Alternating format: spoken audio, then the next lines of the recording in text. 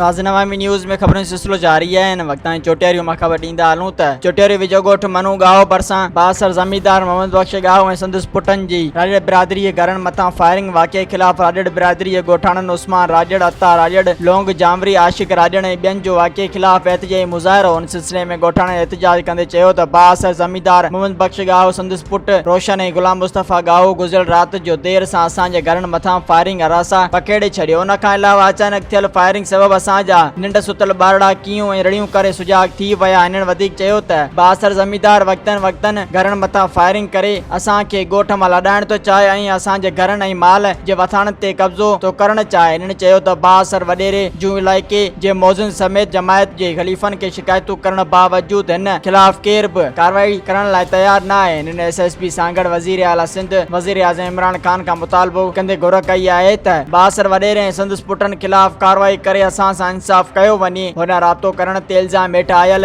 ज़मींदार मोहम्मद बख्श गांव ॿुधायो त गुज़िरियल राति मुंहिंजे पुट जी सालगिरह तक़रीब हुई जंहिं बाद आयल महिमाननि फायरिंग कई हुई। बाक़ी ॻोठ मां लॾाइण वारी ॻाल्हि में सदाकत न आहे। मज़ीद खबरों और तफसीलात के लिए विजिट करें हमारी वेबसाइट www.awamiNewsHD.com।